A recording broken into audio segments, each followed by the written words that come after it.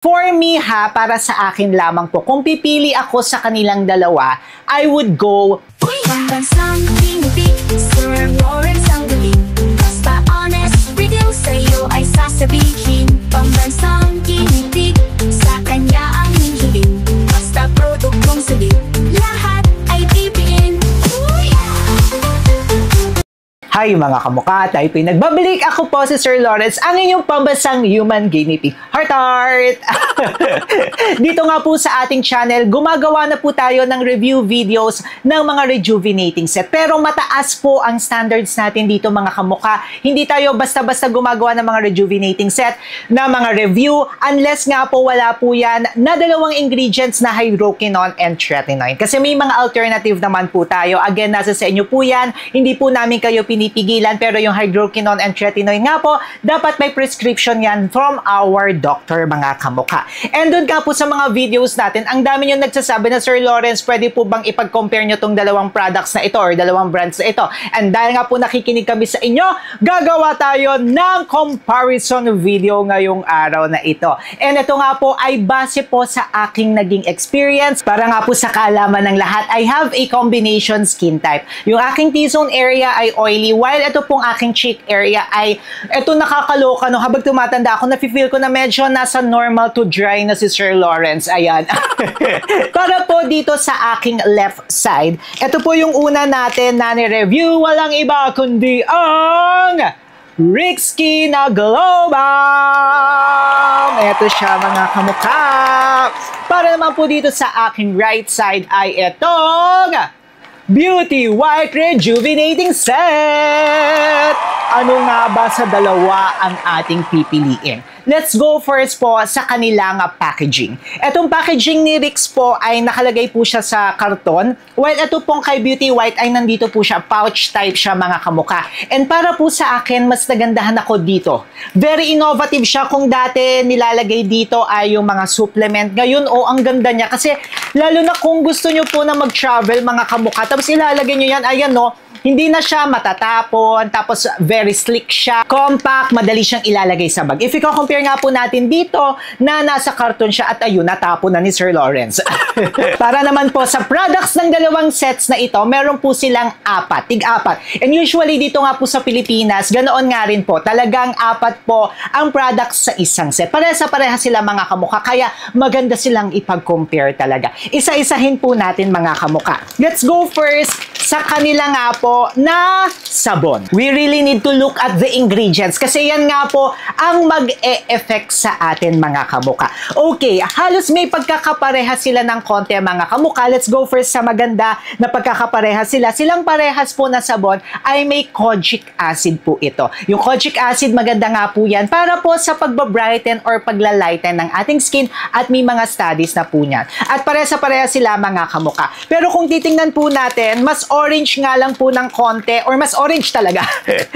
Ito pong si Beauty White. If i-compare po natin etong dito kay Rix, ayan po silang dalawa. Mas light version po ito if i-compare po natin dito kay You Glow Babe. And then parehas nga rin po silang may glycolic acid. Yung glycolic acid mga kamukha is maganda naman po yan para po sa pag-exfoliate ng ating skin. Basically, yung dalawang ingredients nga po na yon ang main ingredients, puro ingredients nitong si Rix mga kamukha. On the other hand naman po, itong si You Glow Babe ay may iba pa silang active ingredients. Like, may lactic acid nga rin po ito na nakaka-exfoliate nga rin. May tomato extract. May vitamin C pa ito mga kamukha. For me ha, para sa akin lamang po, kung pipili ako sa kanilang dalawa, I would go dito po kay Rix.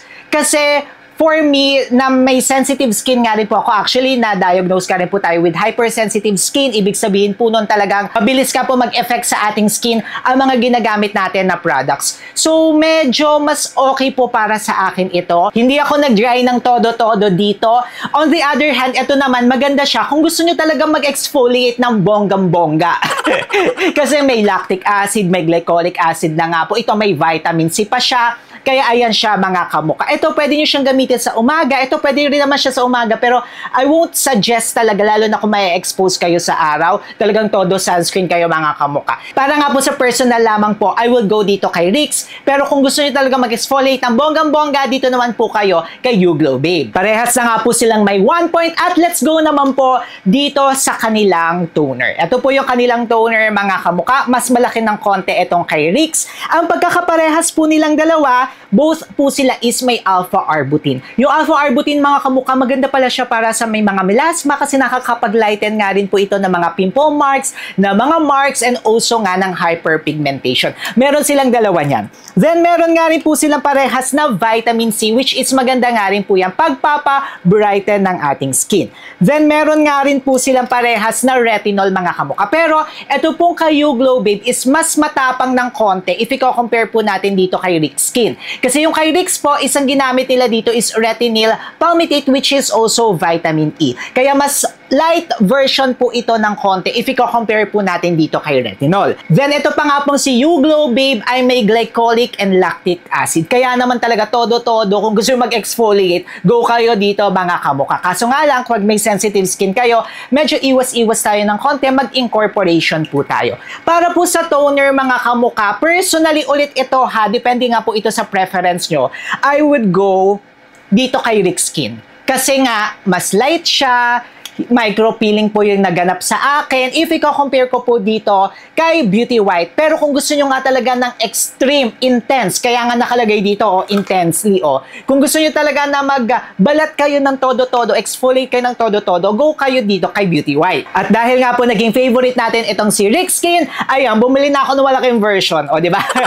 Ibig sabihin talaga, ginagamit ko to at nakikita niya sa mga iba't iba po nating videos. Now, let's go naman po sa sunscreen. Wala na po akong sunscreen ni Rix, mga kamuka. Pero ito po, yung kagandahan niya is may SPF 30 na po siya. Then may mga leaf extracts na nga rin po yan na maganda kasi antibacterial nga po yan and para po sa ating skin. On the other hand naman po is ito pong kay Beauty White na sunscreen is SPF 50 na po ito.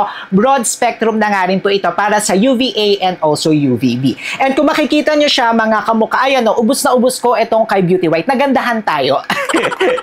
So kung papapiliin po ako, mas nagustuhan ko po ay itong kay You Glow Babe. Nagustuhan ko siya kasi of course, number 1, SPF 50 na nga rin po ito. Pero kahit na SPF 50 siya, SPF 30, you have to reapply every 2 to 4 hours pa rin mga kamuka. Pero mas nagustuhan ko siya, light din po siya sa aking face kapag ginagamit. Kaya ito po, mas nagustuhan ko po itong kay You Glow Babe. Para naman po sa susunod, ipagko-compare po natin yung kanilang night cream. Okay, ito po silang dalawa mga kamuka.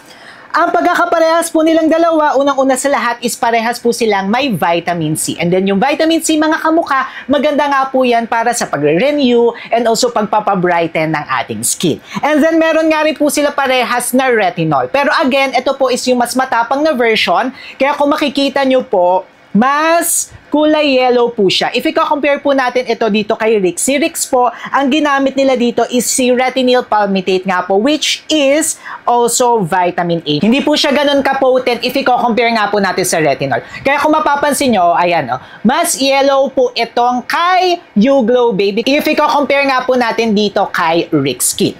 And then mga kamuka, ito po, ang dagdag po dito is may vitamin E po siya na maganda po yan para sa ating skin. On the other hand naman po, ito pong kay You Glow Babe is meron po itong hyaluronic acid. Now, kung pipili po ako sa kanilang dalawa, I would go dito po, kay Rix Skin. Though kahiyang ko na nga po talaga ang retinol, pero mas nagandahan ako ng konti dito mga kamuka. Kasi ito nga po, if you really want an intense na pagpipil, pwedeng-pwede nyo talaga ma-experience yan dito. Kung gusto nyo talagang ma-renew, kung may problem nga po ang inyong skin, magugustuhan nyo po ito. Ayan po yung pagko-compare natin sa dalawang products na ito or dalawang set na ito. Now, magbabase talaga kayo. I would say na ito pong kay Rix Skin, bagay po siya para sa may mga normal to dry skin. Though pwede pa rin talaga kayo mag-peel. Ako kasi, ang na-experience ko dito kay Rix Skin mga kamuka is hindi talaga peeling na peeling. Micro-peeling lang yung aking naramdaman. On the other hand naman po, kung gusto nyo talaga ng intense, nakalagay nga doon, di ba, intense na mag-exfoliate and magre-renew ang inyong skin, mag-firm ang inyong skin, go naman po kayo dito kay YouGlow Babe. Nasa sa inyo talaga siya, mga kamuka. Pero may mga nagsasabi nga rin po or nagko-comment doon po sa ating video dito kay Rick Skin na Glow Bomb ay nagpipil pa rin po sila. So, depende nga po yan. Lalo na kung hindi nyo kayang kunyari yung mga retinol, mga retinol, and then yung pag-exfoliate, alpha-arbutin, glycolic acid, lactic acid, ay, magdedepende talaga siya sa inyo. Ito, sa tingin ko po, mas potent po ito. If you want an extreme, intense na peeling talaga, go kayo for this one. Pero again na, reapply sunscreen po every 2 to 4 hours, mga kamuka. Binabalaan ko kayo para hindi kayo magkaroon ng melasma, hindi mamula, at konti-konti lamang po ang lagay. Sa mga nagbabalak naman po magpaputi, paano nga ba paputiin ang ating mga siko, ang ating mga leeg and everything? May separate video po tayo yan. Eto na po yan, mga kamuka. Siyempre, mag-subscribe na rin po kayo kay Sir Lawrence. Paano ba yan, mga kamuka? Magkita-kita po tayo sa susunod po nating video. Click nyo na to!